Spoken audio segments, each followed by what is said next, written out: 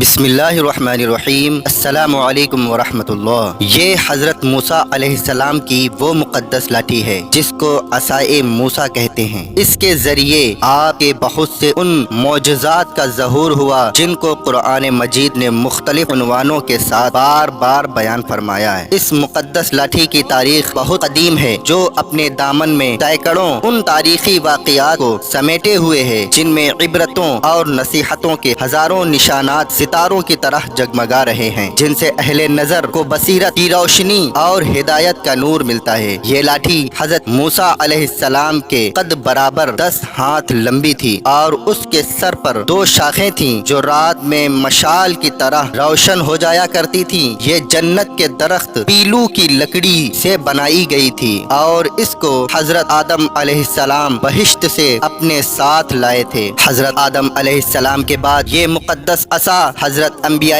کرام علیہ السلام کو یکے بعد دیگرے بطور میراث کے ملتا رہا، یہاں تک کہ حضرت شعیب علیہ السلام کو ملا جو قوم مدین کے نبی تھے۔ جب حضرت موسیٰ علیہ السلام مصر سے ہجرت فرما کر مدین تشریف لے گئے اور حضرت شعیب علیہ السلام نے اپنی صاحبزادی حضرت بی بی صفورہ رضی اللہ تعالی عنہا سے آپ کا نکاح فرما دیا اور آپ 10 برس تک حضرت شعیب علیہ السلام کی خدمت میں رہ کر آپ کی بکریاں چراتے رہے۔ اس وقت حضرت شعیب علیہ السلام نے حکم خداوندی عز و جل کے مطابق آپ کو یہ مقدس عصا عطا فرمایا۔ پھر جب آپ اپنی زوجہ محترمہ کو ساتھ لے کر مدین سے مصر اپنے وطن کے لیے روانہ ہوئے اور وادی مقدس مقام طوا میں پہنچے تو اللہ تعالی نے اپنی تجلی سے آپ کو سرفراز فرما کر منصب رسالت کے شرف سے سربلند فرمایا۔ اس وقت حضرت حق جل مجدہ نے آپ سے جس طرح کلام فرمایا قرآن مجید نے اس کو اس طرح بیان فرمایا۔ اور یہ تیرے داہنے ہاتھ میں کیا ہے اے موسیٰ؟ عرض کی یہ میرا عصا ہے، میں اس پر تکیہ لگاتا ہوں اور اس سے اپنی بکریوں پر پتے جھاڑتا ہوں اور میرے اس میں اور کام ہیں۔ اس کا واقعہ یہ ہے کہ فرعون نے ایک میلہ لگوایا اور اپنی پوری سلطنت کے جادوگروں کو جمع کر کے حضرت موسیٰ علیہ السلام کو شکست دینے کے لیے مقابلے پر لگا دیا، اور اس میلے کے ازدحام میں جہاں لاکھوں انسانوں کا مجمع تھا، ایک طرف جادوگروں کا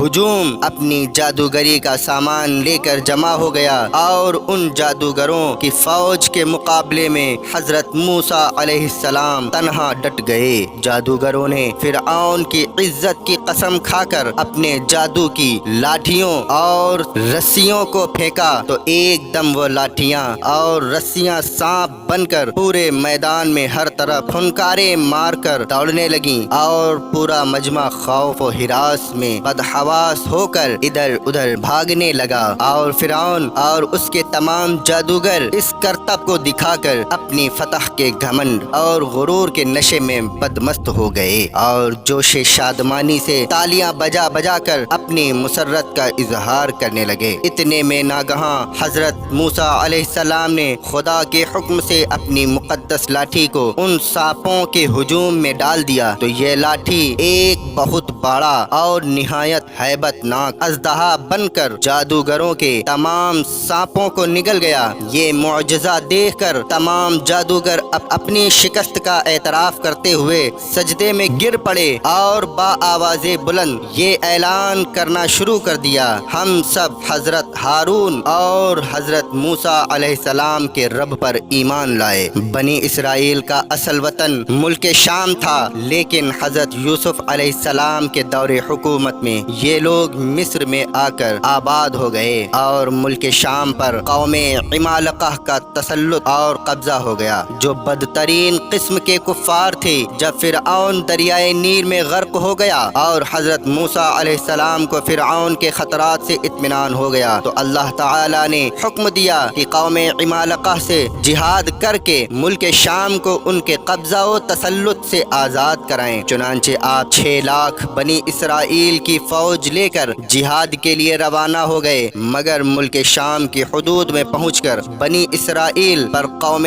عمالقہ کا ایسا خوف سوار ہو گیا کہ بنی اسرائیل ہمت ہار گئے اور جہاد سے منہ پھیر لیا۔ اس نافرمانی پر اللہ تعالی نے بنی اسرائیل کو یہ سزا دی کہ یہ لوگ 40 برس تک میدان तयह में भटकते और घूमते फिरें और उस मैदान से बाहर न निकल सकें। हजरत मूसा अलैहिस्सलाम भी उन लोगों के साथ मैदान तयह में तशरीफ फरमा थे। जब बनी इसराइल इस बेआबो गियाह मैदान में भूख प्यास की शिद्दत से बेकरार हो गए तो अल्लाह ताला ने हजरत मूसा अलैहिस्सलाम की दुआ से उन लोगों के खाने के लिए मन्ना व सलवा आसमान से उतारा। मन शहद की तरह एक किस्म का हलवा था और सलवा भुनी हुई बटेरें थी। खाने के बाद जब ये लोग प्यास से बेताब होने लगे और पानी मांगने लगे तो हजरत मूसा अलैहिस्सलाम ने पत्थर पर अपना असा मार दिया तो उस पत्थर में 12 चश्मे फूटकर